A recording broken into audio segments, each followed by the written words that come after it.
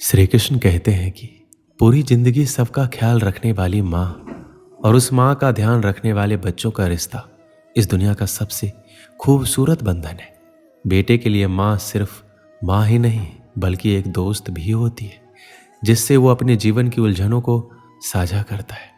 खुशकिस्मत होते हैं वो जिन्हें माँ नसीब होती है, क्योंकि इस दुनिया में ये एक ऐसा रिश्ता है जिसमें मिलावट नहीं होती।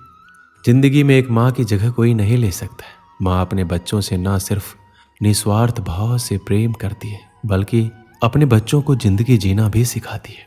उन्हें रिश्तों की अहमियत बताती है, अपनों से बड़ों का सम्मान करना सिखाती है, दूसरों से प्रेम करना, अनुशासित रहना समेत दूसरों की मदद करना भी सिखाती है।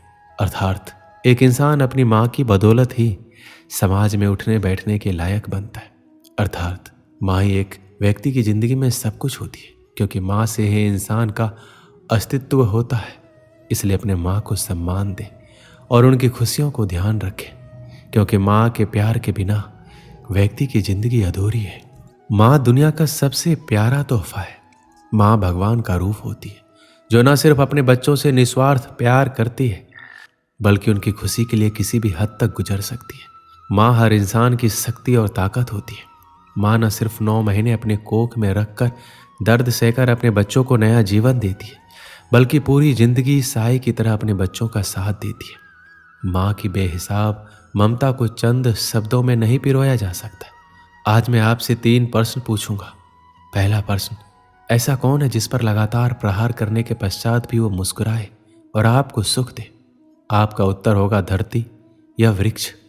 दूसरा प्रश्न, ऐसा कौन है जो बिना आपके कुछ कहे सब जान जाता है, सब समझ जाता है और फिर निस्वार्थ भाव से आपकी सहायता करता है? आपका उत्तर होगा भाई या मित्र। और तीसरा प्रश्न, ऐसे कौन से भगवान है जो स्वयं विष का घूंट पीकर आपको जीवन का अमृत प्रदान करते हैं? आपका उत्तर होगा महादेव। यदि आपके उत्तर ये हैं तो आपके उत्तर गलत है। इन सारे सवालों का एक ही सही जवाब है और वो है माँ। जब आप अपनी माँ के गर्भ में होते हैं तो उस समय उन्हें कितनी लात मारी होगी आपने, किंतु फिर भी वो मुस्कुरा के आपको आशीष देती रही। आपके बिना कुछ कहे वो सब जान जाती और इस जीवन की कठिन परिस्थितियों के विष का घूंट पीकर आपको सुख का अमृत देती है।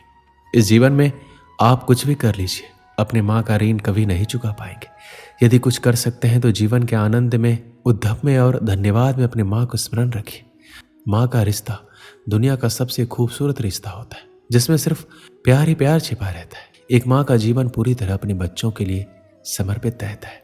माँ सदैव अपने बच्चों के बेहतर और स्वस्थ जीवन प्रदान करने के बारे में सोचती है, इस कोशिश में लगी रहती है उसके बच्चे की जिंदगी में किसी तरह का दुख ना आए। वह अपने बच्चों की जिंदगी को स्वर्ग बनाने के लिए हर वो प्रयास करती है जो कि संभव है। वहीं जिस तरह माँ बच्चों के उज्जवल भविष्य के लिए अपनी तमाम इच्छाओं को मारती है और त्याग करती है, उसी तरह बच्चों का भी दायित्व है कि अपनी माँ का सम्मान और उनकी खुशियों का ध्यान रखें। माँ की जुबान पर अपने बच्चों के लिए कभी बद्दुआ नहीं होती, बस एक माँ ही होती है जो अपने बच्चों से कभी खफा नहीं होती।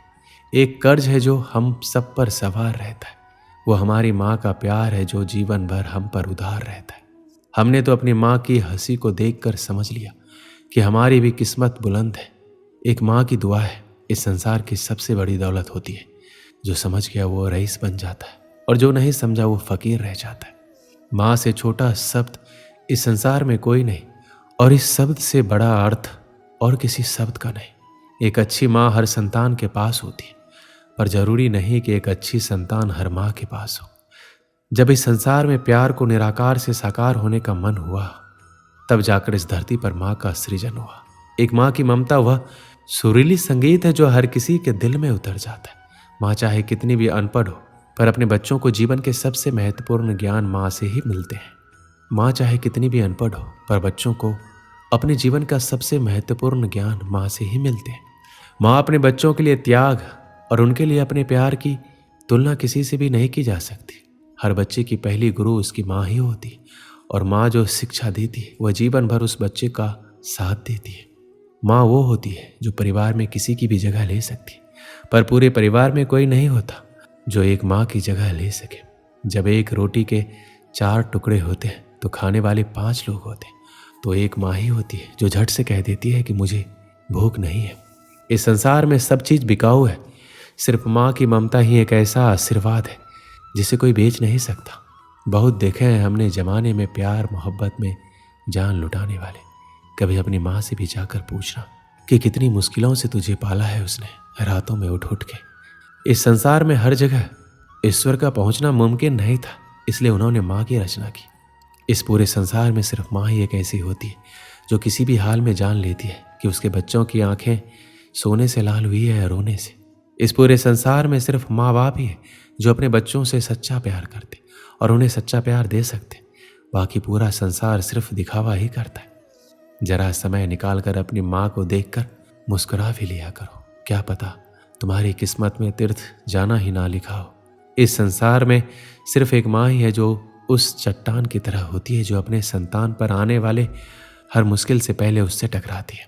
माँ के हाथों में जादू है, जो सर पर हाथ फेरती है तो लगता है भगवान उतरकर सिर्फ मेरे लिए मेरे सिर पर हाथ फेर रहे हैं और मुझे आशीर्वाद देने आए।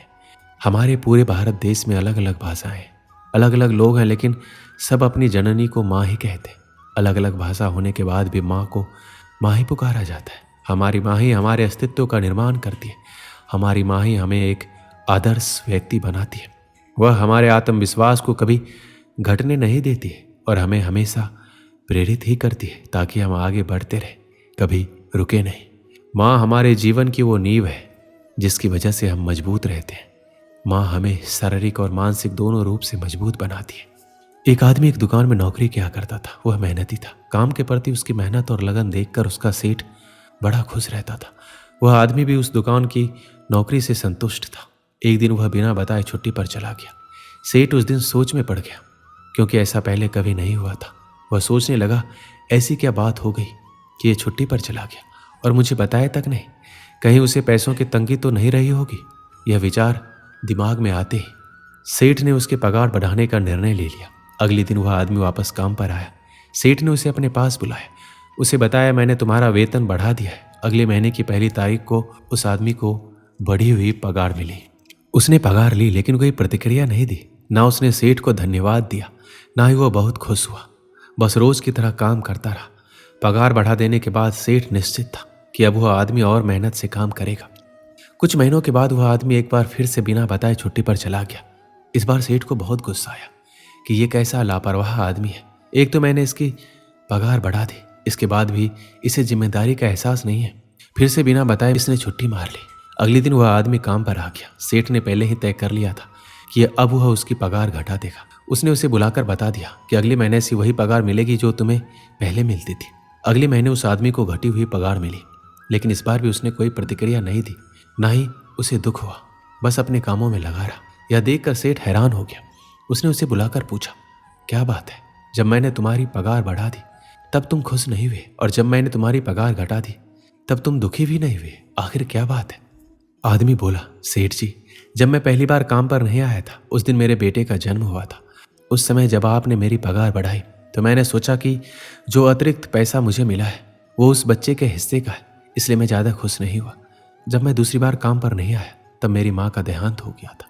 उस समय आपने पगार घटा दी तो मैंने सोचा कि मेरी माँ अपना हिस्सा लेकर चली गई, इसलिए पैसे घटने पर भी मैं दुखी और परेशान नहीं हुआ। यह बात सुनकर सेठ बहुत खुश हुआ और उसने उस आदमी को गले से लगा लिया। इस कहानी से हमें क्या सीख मिलती है? जिंदगी कभी एक सी नहीं रहती। उतार चढ़ाव तो जिंदगी का हिस्सा है। जब तक जिंदगी है अच्छा वक्त भी आएगा और बुरा वक्त भी, इसलिए वक्त चाहे जैसा भी हो उसे पार कर ले। जिंदगी के दबाव में आना बंद कर हर हाल में खुश रहना सीखे। दोस्तों, इस वीडियो में बस इतना है। मिलते हैं अगले वीडियो में। अपना ख्याल रखिएगा। जय श्री कृष्ण।